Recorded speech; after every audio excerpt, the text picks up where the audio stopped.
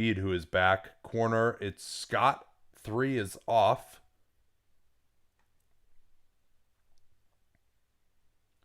Kyle Korver with the push.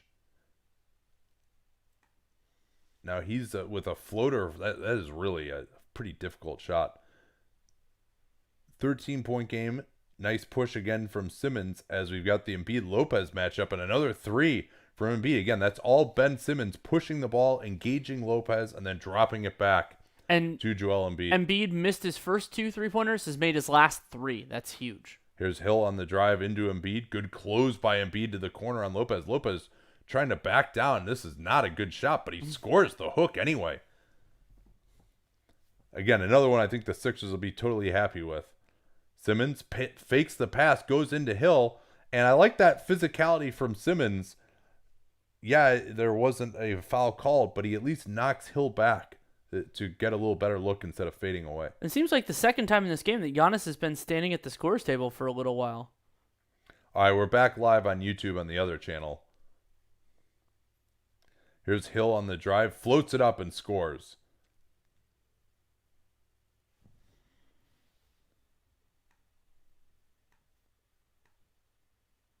.15 game, and they're going to hold on George Hill with Josh Richardson coming off of that screen.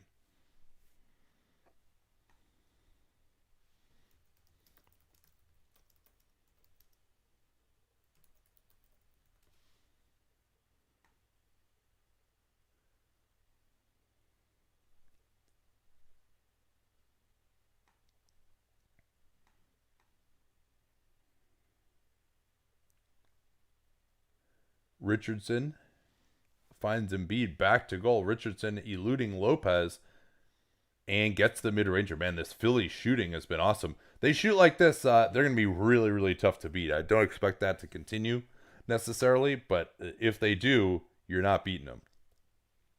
Giannis getting the screen from Hill. No real advantage gained off of that. Hands off. Hill pulls up for the mid-ranger and hits again. This is the game where I think they're missing Brogdon a little bit, Danny. Yeah, just another way to generate looks attacking in the half court. Yeah, someone who can really be a threat running pick and roll as well. Giannis. Also, they're missing Eric Bledsoe as well. I think, especially defensively, he adds an element for them, an element of athleticism and transition play that they don't necessarily have. So we'll see what Brett Brown pulls out of the bag here. 9 seconds left, trying to get a good shot with just over a minute to go.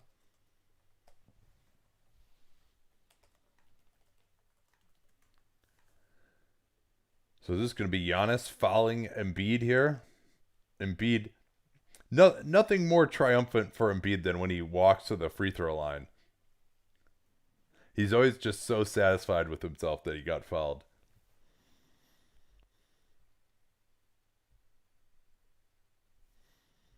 And so Embiid, even before these free throws, 21 points, 8 of 11 from the field, 3 of 5 from 3, and these will be his third and fourth free throws of the game. Yeah, and if Joel Embiid is going to outplay Giannis, and Philly looks pretty good in these series, right? Like they're right, and they're I think they have better support talent. I mean, some scheme stuff it can be a little bit different, but I mean they've got personnel, and Embiid's been huge defensively. To me, that's the big part of this. We'll talk about that a lot in the pod, I'm guessing. Sure.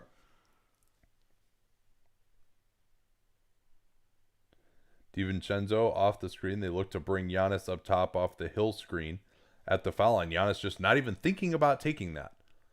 Instead, he goes into a difficult hook. That was a harder shot than the one he turned down.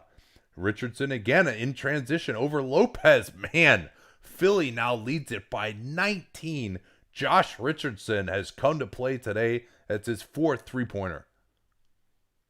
Bucks will try for the 2-for-1 here.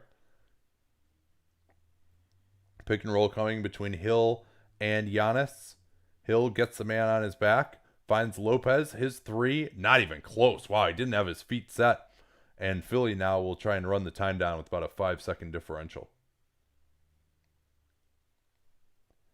Philly fans loving it here in this first half as their team has a 19-point advantage. 10 on the clock. Richardson gets in the lane. Back to Embiid. And swings it now to Korkmaz. Korkmaz floats, and he scores. Man, Sixers just cannot miss. This is Pretty rare to see the Bucks give up points like this. Hill looking to create space, can't.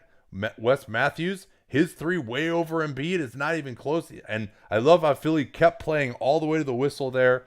Embiid even out on the floor knowing that they didn't have time to get anything under the rim.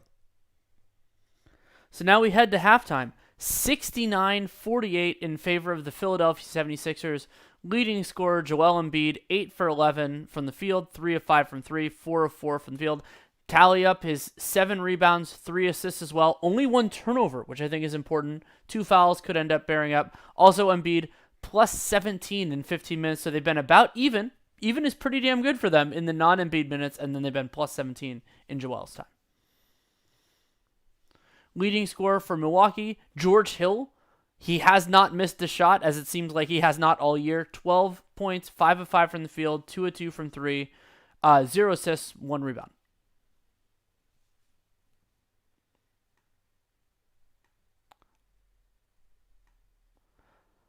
So people are if you want to go back to YouTube, you can see the link. It has been tweeted out from Nate's account. I've retweeted it. That is the other that is the way you can watch on YouTube now.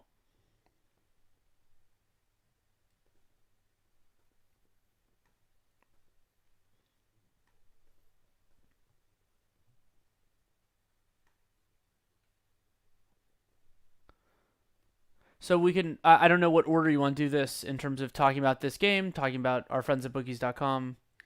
Well, that's probably a good start here.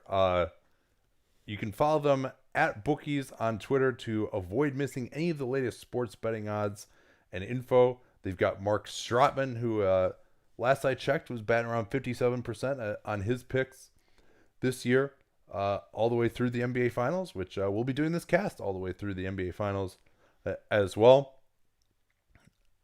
Also, you can check out the halftime line there that should be posted momentarily. We'll tell you what that is in a second when they send it to me. But you can follow them at Bookies on Twitter or go to bookies.com/NBA to get the latest live odds, expert picks, and most importantly, the best online sign-up deals if you are somewhere where betting is legal.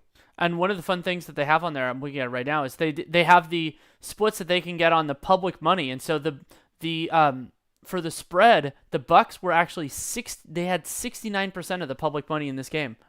So bookies pretty damn happy about that. that's pretty substantial considering obviously where the game is right now. And for considering the Bucks were the road team. I don't know what I can't remember what the line was pregame. Once it started, you can do that. I'll do this question quickly from John Catterson. Early bird in 2021 should start at about $11 million based on average salary. Would that be enough to keep Rashawn Holmes in Sacramento? Yeah, probably. I mean, the threshold I've talked about this a few times for bigs is are you probably like a top 20 to top 25 starter? Those guys get paid. Everybody else, it gets harder. That's more, and so if Holmes establishes himself in that range, then that's a different question. But I don't think he'll be at that top 20. I mean, the biggest difference for him has been his two-way ability this year. He's really, really worked on his defense since his days in Philly. So we'll see. I mean, he's going to be, what is he, 26, 27 right now? So he would be 29 by then, I'm guessing. Let me see what his age is. I think he might even be younger than that. 27? No, he is 26. Okay. Oh, yeah, so I'll be right.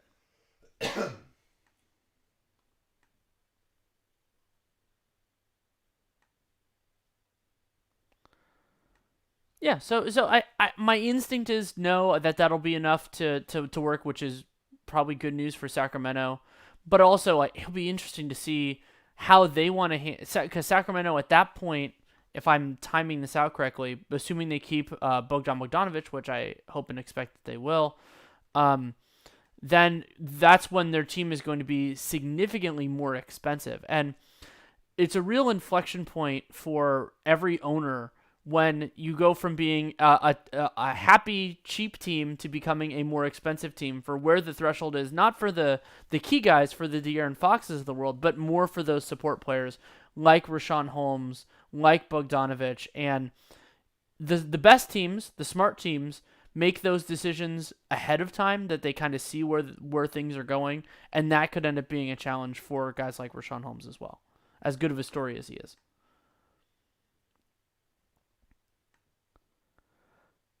A question from John Crispin. Great, or John Crispin Cantave. Great half, but is the Sixers' lack of pick and roll operators a concern for their championships hopes? Yes, it absolutely is. I mean, what can you do when transition is limited? I mean, as great as the Sixers' defense is, and teams have good personnel to kind of slow down the things you want to do best, then having a secondary guy, it's the same thing I've been bringing up in terms of the Bucks potentially missing Malcolm Brogdon. I think that could be a big potential issue for the Sixers, and it's a part of why I've been a little lower on their title odds, though when they're on, they can beat anybody. And we saw that not only, I mean, do we see that game to game, but remember, they gave the Raptors the hardest series of anybody in the playoffs last year.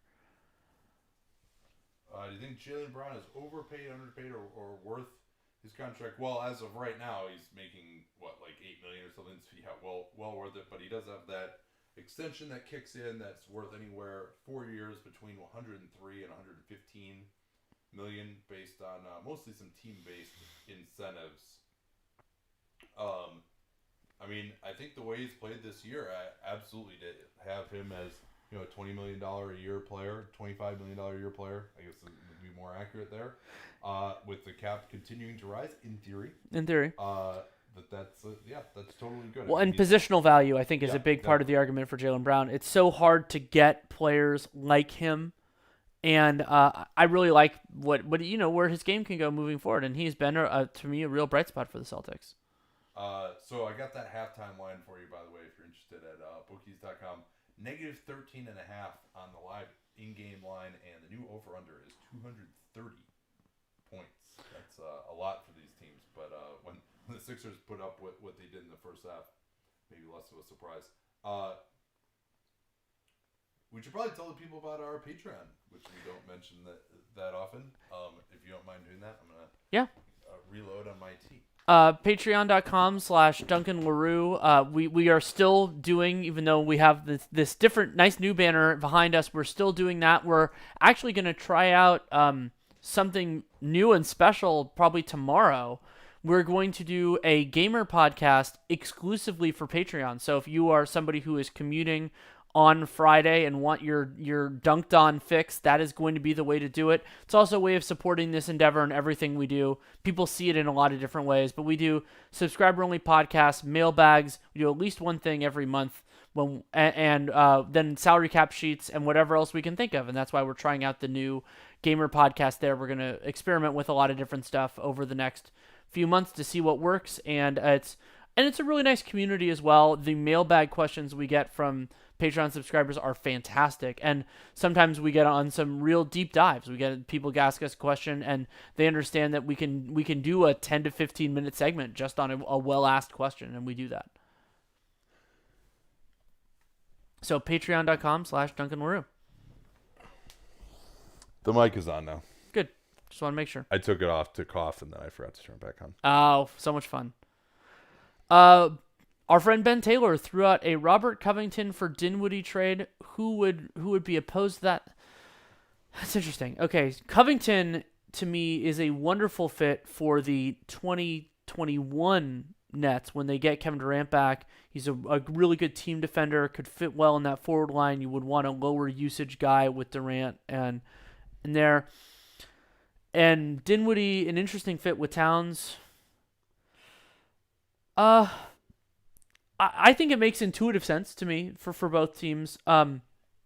Whether they feel Dinwiddie can be like the other guy, like basically kind of the secondary offensive player, that's a very big role versus the guy we have a 6 man of the year candidate. But yeah, I think that's a decent foundation for something. It would make Andrew Wiggins' presence on the team even more frustrating, but that's okay.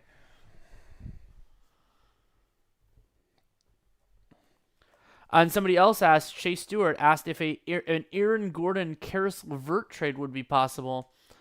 The idea there would be basically the same idea for the Nets of a forward that can mesh with a potential Kevin Durant team, and then LeVert. I mean, Levert's an interesting fit for the Magic. Um, that's okay. I mean, I think you can make an argument for the Magic, especially if Evan Fournier gets really expensive. But I think I think Levert's game fits pretty well with where Brooklyn wants to go as that secondary kind of guy next to Kyrie. Yeah, that's it's an interesting one to think about. And who do you think would be winning that trade? I mean, that trade can't happen until the off season because of Yeah, Levert's extension. yeah. But,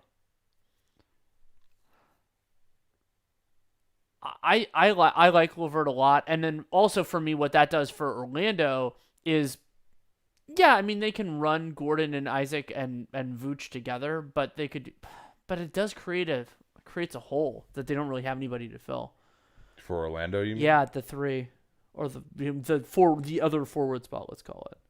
Yeah. But they need offense. Maybe Levert is the 3, because also don't forget that Fournier could be. This could be the end of his time in Orlando. Yeah, he can opt out this summer. Yeah. Sam Liv say, I think people forget that Covington is already 29 because he was a no name for so long. That is a good point. And with the kind of, I mean, not everything is necessarily tied to age. But in terms of physical degradation, that is a concern for him. Yeah, especially with after missing most of last year with that knee issue that he had to have surgery on eventually. What is your sense on Kevon Looney's availability? Would help the Clippers or the Bucks a lot. I don't think he's necessarily available because remember the Warriors, even if they're thinking more about next season, Looney is under contract. He fits their system really well, and I don't really see another team falling in love with him enough to make an offer where the Warriors could actually, at Looney's salary, could find a replacement, like that sort of a thing. So I wouldn't expect to see it. It is theoretically possible. Like, I don't think Looney's untouchable, but I also don't expect it to happen. So here is one from the NBA Cast hashtag on Twitter. A trade proposed. Tell me what you think of this, Danny. Bogdanovich from the Kings to the Sixers. Mike Scott and Zaire Smith to the Kings. I like it from Philly's perspective. Gives them another ball handler. It would make their team incredibly expensive just because Bogdanovich is going to get, he might not get mega paid, but he'll get paid. So the luxury tax implications there. And for Sacramento, I mean, Zaire's the theory of him is intriguing for them. They might not need as much usage, but I like having another ball handler. So as long as they're willing to pay Bogdanovich, I would rather have him than that combination. Oh, for sure. I mean, to me, it's the Kings who are not that interested in that one. Yeah. Because they're really, I think Bogdanovich is worth more than that. And also, got to remember, too, the Kings aren't going to want to do anything that's going to make them take a step back this year. They're trying to make the playoffs. If they fall completely out of it, that's one thing. But no, I think there would need to be at minimum a first-round pick included there from Philly as well. And even then, it might not be enough, frankly. I don't think Smith has much value at this point. Like, I mean, seeing him at the showcase last week, it wasn't like he was going out there and dominating. Now, that's never going to be his game. But even athletically, you would think, he should just be, like, killing guys. And it's not really the case. Did you do this one? Who should have replaced the Pelicans in the game against Denver? That's interesting. If you could just snap your fingers, probably Dallas. Although I guess Luka may or may not be. He's maybe going to play on. I bet he would have played if it played in a Christmas. Dallas against Denver, it would be an awesome game. Yeah, that would have been a good pick. Yeah, because I'm thinking in the East is. Oh no, Miami's not playing on Christmas. That could have been fun. I think they generally like to keep games in conference just because then those teams have more matchups, so you're not necessarily burning it. But yeah, that could have been fun.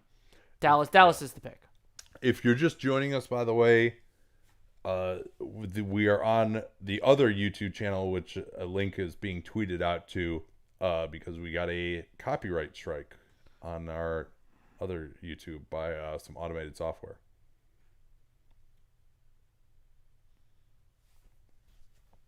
How many all-star level players are there in the league not looking at conferences? Well, I mean, that's always hard because all-star level is about a specific number of players. There isn't like some sort of like RPM or PER or whatever measure of all-star quality. There, it's interesting where the drop-offs are. I'd have to kind of piece that together, and that's something we'll start thinking about a little bit more, though we do it positionally when we start to get into our position rankings, which we'll start, I don't know, some point.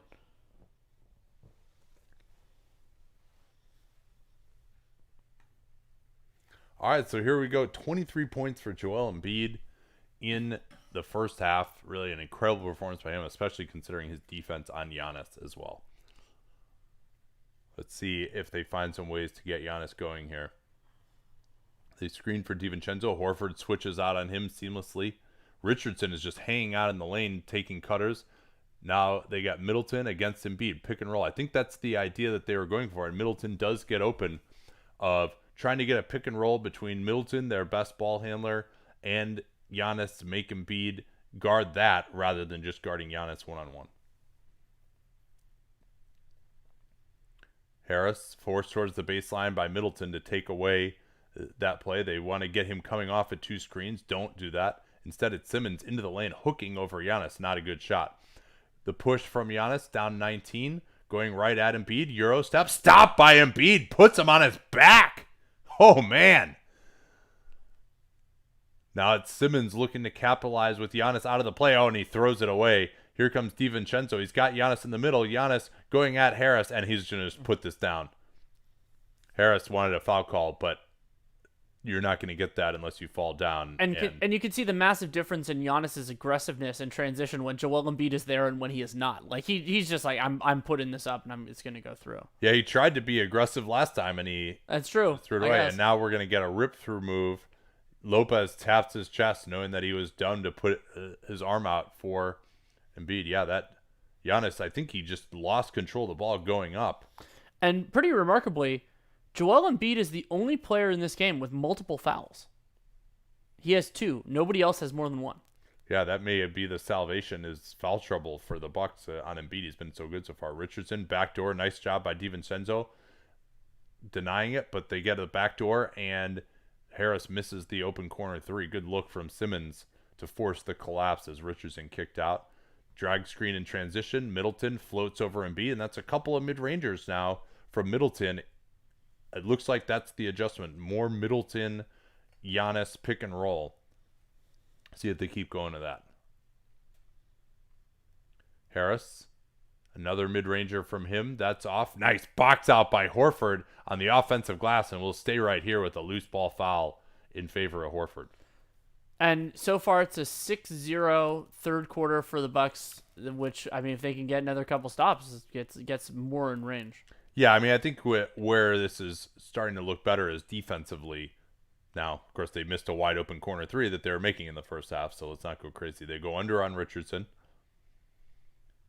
Now with the trail from DiVincenzo, pump fake from Embiid, steps back over Lopez, missed that. Again, good contest from Lopez. You make him put it on the floor, his percentage goes down. Now Giannis going at Embiid again, knocks him back, stripped away. Simmons looking to push it, eludes DiVincenzo. 3-pointer from Richardson in the corner. Not there, nice tip out by Middleton. Bucks looking to push it, and this is just going to be out of bounds. No, they're going to get the No, they're going to call block on Simmons. That's the right call. That, to me, that should have been a no call. He's just kind of there. Yeah, so Giannis, I mean, how many times has he tried and beat on these plays? Great strip from Joel. I mean, that's just picture perfect. Without fouling. Fantastic work. There's the screen rule again. They are really trying to go to this. Nice help from Horford off of Lopez. They didn't really have the space in the corner. Now Giannis takes the 3 over Embiid. Yet another miss. I mean, if he's not going to make that shot, I don't know if he can score on Embiid. It really has been tough for him. And what are we going to get here? It looks like a foul down low in the I think it was a hold. Action. Yeah, Lopez holding Embiid as he tried to front him in the post.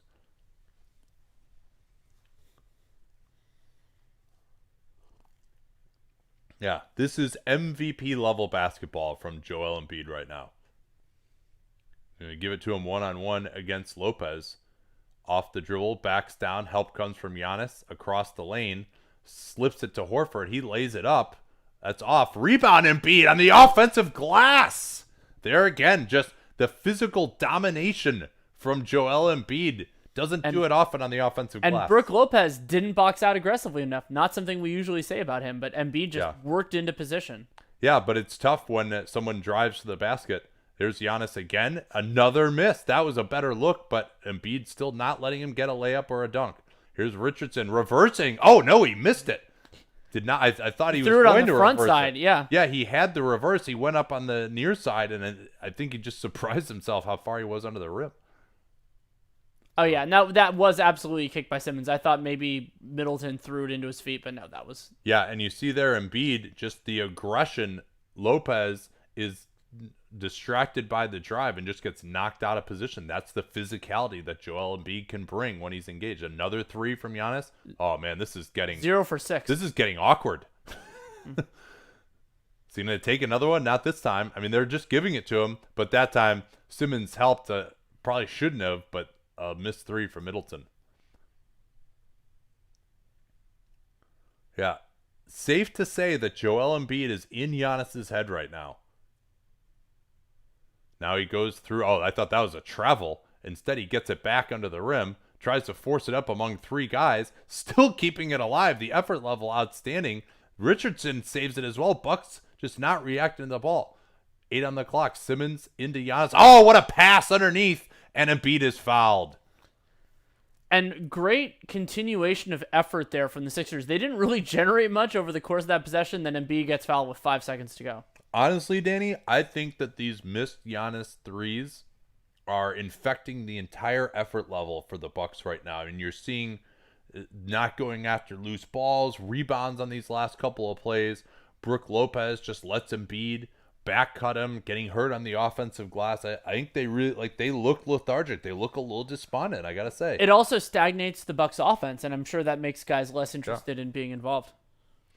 I mean, so this is what is he, 0 for 7 now? I think he's 0 for 6 now. Yeah, 5 of 20 from the field and only 4 free throw attempts, where he's 2 of 4 from there as well. Yeah, and the Bucks are down to a 92 offensive rating per our friends at RT Hoops.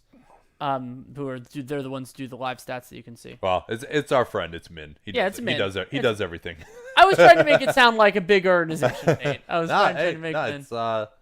People like smaller organizations anyway. That's right? true. Yeah, but Min Huang does a great job at RT Hoops, so you can get the live show from him. Well, we better get another read-in for our friends at bookies.com.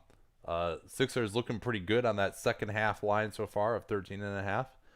If you're over 21, or maybe even 21 or over, go to bookies.com/NBA for the latest NBA live odds, expert picks, the best online sign-up deals anywhere on the internet, especially if you're in one of the states where betting has recently become legal. It's great to check them out. And you can get all the live lines, everything updated, so you've got as much information to make the bet that you want to make against the line that you want. Yeah, and that's true whether you're doing spreads, money lines, totals, or parlays. You can get all that information, bookies.com/NBA, and they have the best sign-up deals. They have those live odds, and also expert picks. We've talked before about Mark Stratman. He studies the news, trends, and figures, and they incorporate some of our insight. We're not good at taking what we do and using it for these purposes, but our friends at bookies.com can do that. And you can also, that's a reason to follow them at Bookies on Twitter, because they will put it up there as well. Yeah, give them a follow, at least, even if you're not a bettor. That's something you could do to support the show. Okay, let's hit some questions here. Why won't Philly trade Ben Simmons for a point guard who can create their own shot? Because they think Ben Simmons can do that, and they think he's good. Well, I don't know they think he can create his own shot, but I think they really like the unique size that Simmons brings defensively, and I think they want to just try it with this group. I mean, I think even though they have a little bit different of a cast of characters, the way they defended the eventual champion Toronto Raptors last year, I think they believe that they can cause some problems for some of the best teams with the incredible size that they have. And, I mean, the formula's looking pretty good today. It is. I mean, Ben Simmons has done a really nice job on Middleton. He can still push the ball in transition. I mean, he's certainly one of the more controversial players in the league. Well, and it hasn't really negatively impacted their offense. They've been getting clean looks. They've been hitting a far higher percentage of them than they normally will, but they've been getting corner threes. They've been getting these pull-up jumpers for guys like Josh Richardson, and Embiid's been a monster. Yeah. So I mean, I think they, there is a feeling that Embiid might be a ticking time bomb in terms of his injuries, but to me, they've really only had 1 year with this, and they haven't had a single year yet when Embiid has been healthy in the playoffs to see what this group can really do together. So I understand wanting to, and they also wanted to get him on that max extension, so you really can't trade him this year because he costs so much more as incoming salary to the other team as than compared to outgoing salary for you. So with him getting such a big raise, it's really difficult to trade him. So I think they're going to see, they would like to get another player of that ilk, but I don't think it's going to involve moving Simmons. All right, here's Giannis at the elbow. Again, not looking to take the jumper in the slice. Embiid's just hanging off of him, complicating the passing lanes. They try to post up Lopez. First time they've gone to that, actually. And another miss. Embiid, nice save. Now they're going to try and get in transition. They find Simmons, who will push it up. He actually might have had Horford on the backside, but didn't look that way. Instead, Embiid floats it in. Touch on that shot. Yeah, and Bucks just were not matched up after Simmons pushed the ball, and that let Embiid attack the size mismatch. Here's Giannis. Fumbles it. Gets the screen from Middleton. No advantage gained whatsoever. Now they get it back instead, and Chris Middleton's had a couple of chances here with open three-pointers that he hasn't been able to convert. Embiid wants it in the post, waves everyone away, and he wants to go at Giannis in the post. Instead, Simmons will drive in and lay it in. And I think all of Ben Simmons, I think that's his fourth basket. They've all been like driving layups. Here's Wes Matthews long too. That's not the shot that the Bucks are built on in the slightest, but Wes kind of that was a my turn shot by Wes Matthews. He hasn't gotten a lot of touches, and then Giannis picking up a real cheap one in transition. Good job by Ben Simmons realizing that he wasn't in legal guarding position and attacking him. And that's the way Simmons can be productive in the half court, is just getting downhill even though it's not in transition. And now the adventure of Ben Simmons at the free throw line. Makes the first one. Yeah, this has really turned into a massacre.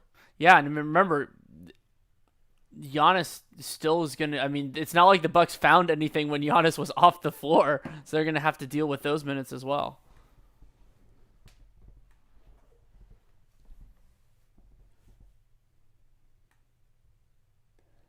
Again, Giannis just going right at Embiid. And see, that was perfect that time by Embiid again. He just steps away and he's laughing at Giannis because he knows that what Giannis wants to do is put his body into him. So, all right, he's just going to let him go.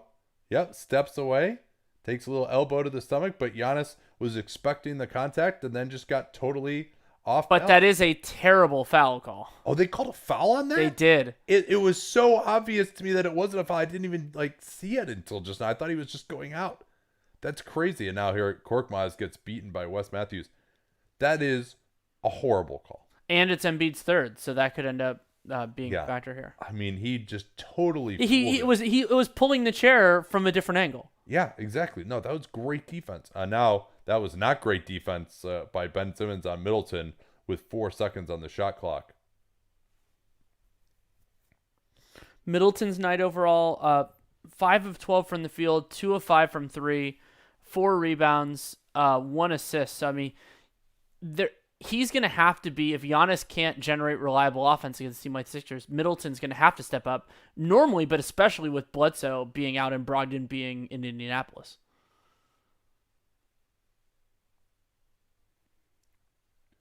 Chris Middleton, one of the best draft picks of the decade. Absolutely. I can never remember. Did you go to Texas A&M?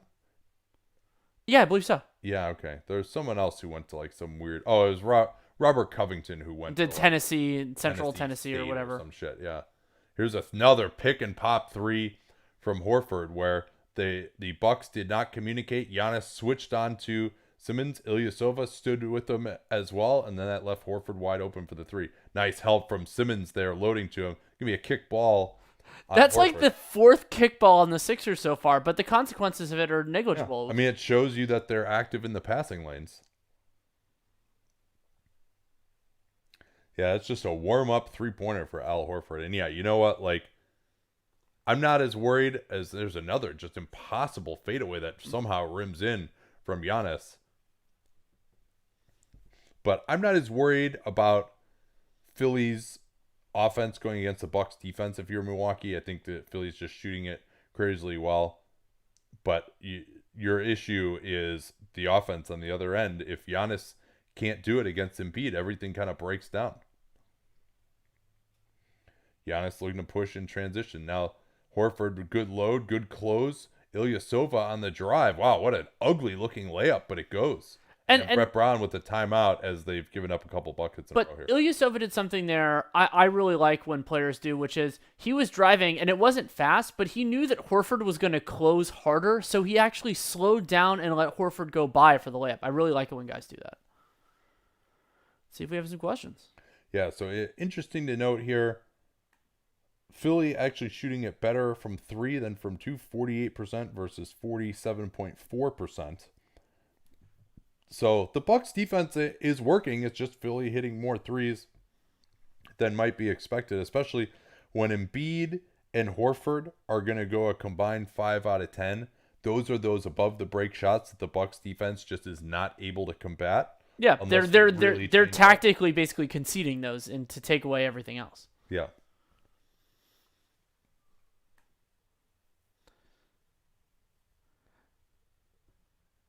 Are you guys going to do the Dubs game until it turns into a blowout? No, we're not. We're not going to do that game. Nate might pop back for Lakers Clippers for a portion of that. We are not doing Rockets Warriors at all. Yep, and in fact, it's such a bad game that we could have gone to that game, and instead we decided we were gonna do this for you guys instead because nobody cares about that game. Yeah. Because we would have basically been forced to do one of the later games. Nuggets, Pels, if we had gone to that game, which didn't really seem worth it. Correct. So do people do people go to work tomorrow? I guess it always sucks when Christmas is on a Wednesday because usually like they'll just it's on a Tuesday or a Thursday, then they'll just give you that next day off anyway.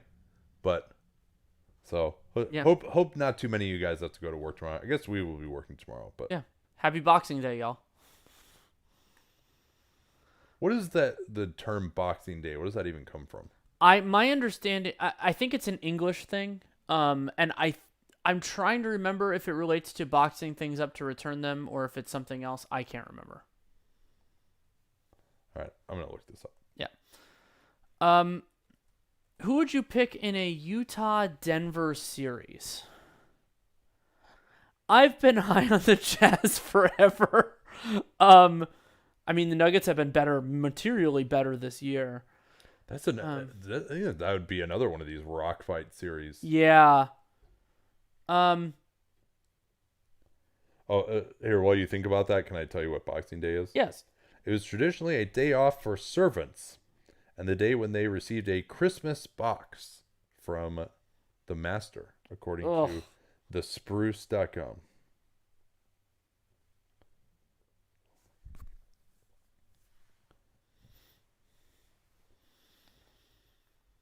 Oh, so he said the Warriors are plus 11 today.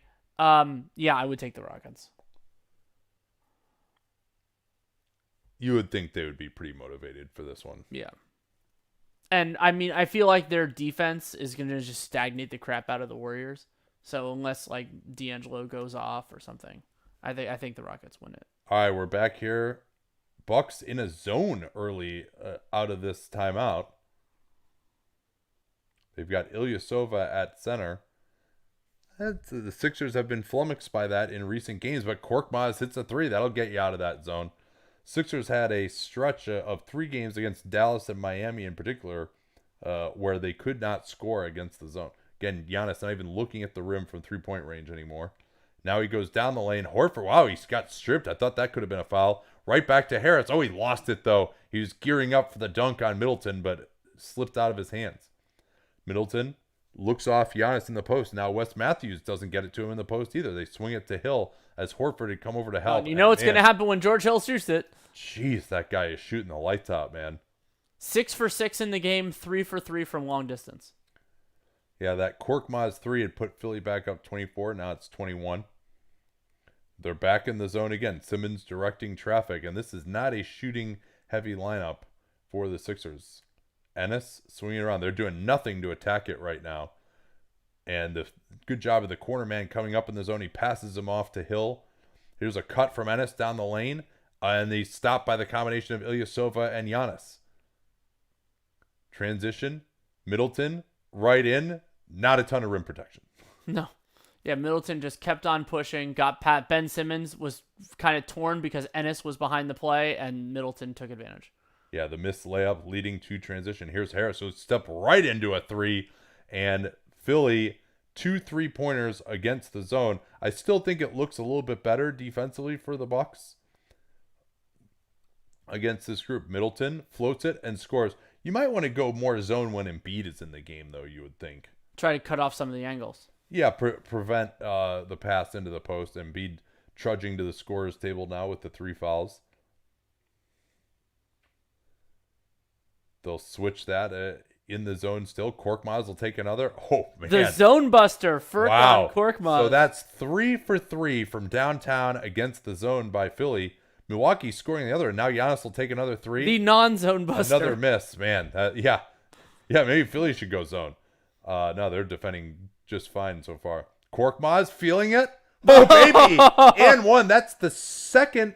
Is that the second second time he's gotten fouled shooting a 3? Yeah. The other time was he threw 3 fouls. So Furkan Korkmaz, take that, Mike Budenholzer. Your zone is not going to work if they hit every 3-pointer.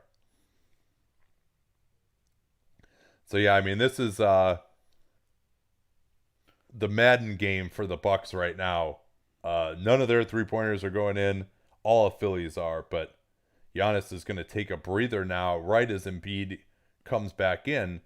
Remember, Giannis usually will go out a little bit earlier and come back. He's kind of on a similar schedule to Embiid, at least in first halves.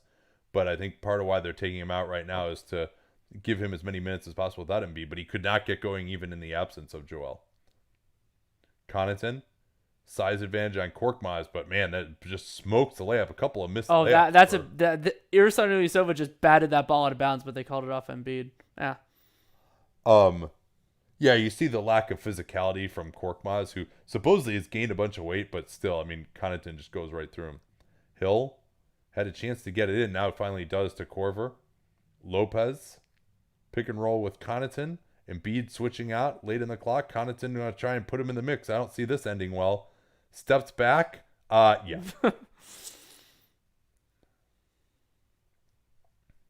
Oh, what a Euro in transition. Ben Simmons has had the touch. And he finished that righty, today. Correct? Yeah, he did. He's shoots much more often righty around the rim. Yeah, because he's right-handed. So it's up to 28 here. Hill under the rim, left alone momentarily, but didn't take the shot. And they're going to try and say this is off of Korver, but it'll remain Milwaukee ball. Very awkward position to inbound it in the corner. Yeah, we'll see this beautiful Euro step from Simmons. He knows Ilyasova is going to step up for the charge. So you just step around him and you're good.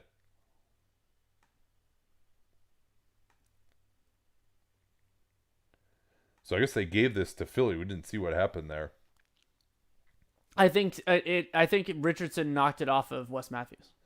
So I can't tell if they're in the zone still or not. Doesn't look like they are. Embiid trying to put Lopez in the mix, steps back, just clowning around with the 1-foot step back, but missed that one. Went in and out. 28-point game right now, Danny. This has been an evisceration.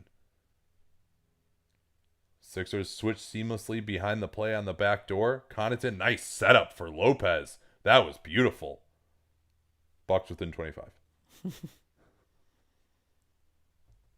Yeah, great read and throw. I mean, to see that pass and throw it on a line. So Sixers not really looking for the 2-for-1, it seems. Here's Mike Scott's 3-pointer over Ilyasova. And since it's the Sixers and it's Christmas, another 3-pointer goes in. 17 of 31 for Philadelphia so far. That is completely insane. So, I mean, if they were more like 11 of 31, then, this would be a 10-point game. There's a good little 30 seconds for Patrick Connaughton. Yeah, Connaughton has done a nice job attacking the body of Korkmaz with his physicality. He's gotten a couple of nice drives with that. But, I mean, this is a 26-point game. I think we may have to release you to go spend time with your family. Yeah, you can rush to Chase Center and get there in time to watch like an 18-point blowout. That's my current prediction. Yeah. And that might be just being generous. But what does Mark Stratman say? That's what's more important. That's significantly more important. He's the expert. We are not. No, I wish I thought about games more in that context because it could be lucrative. That's why I use Stratman. Embiid, top of the key. Can he put the capper on it? Yes, he can. 27-point game, and we'll see what happens in the last 13 seconds here, but we are going to say goodbye after the quarter break. And they give it up. This might be the crown jewel at the end of the NBA cast. There's a drive tipped by Korkmaz, but it's no good. And Ben Simmons sort of shoots a jumper. All right, well, thanks for joining us. I might start up again at the end of Lakers Clippers if it's close. Look for that mid-third quarter if it's closest. Otherwise, we'll be back. What is our next telecast here? While I look that up, I will also mention that we will have a Dunked On tonight, talking about all 5 Christmas Day games, including probably a heavy focus on this one. Very interesting game. And we'll also do patreon.com/DuncanLaRue because we are going to be doing a podcast tomorrow. So that'll be fun. Next NBA cast is this one seems January. It looks like right as I'm seeing it, January 3rd. So that's next Friday. The same 76ers facing the Houston Rockets. We talked about that. Oh wait a minute, no, we're not. We might have changed anymore. Okay, yeah, we'll figure it out. I have plans now. We're gonna have to change that. Okay, we'll figure it out. Is there anything else that week? What is it? They're NBA TV games. Oh, that sucks. We'll piece it together. Denver at Houston on New Year's Eve, maybe. That's all right, man. Everyone's as big a nerds as us, right? Like nobody's doing anything on New Year's Eve. Yeah, all right. I guess we'll figure it out. I would actually be all right to do that. We might be able to do it. We might be able to do it. All right. Okay. But yeah, we should update the schedule. Yes. It's too bad. Philly at Houston actually would be awesome, but yeah. I'm going to be taking a little vacation that weekend now, nice. As it turns out. Good. Much deserved. All right. Thanks for joining. That was riveting television as we figured out what was going to happen for the cast. We will talk to y'all next time. We'll let you know when the next one's going to be pretty soon here.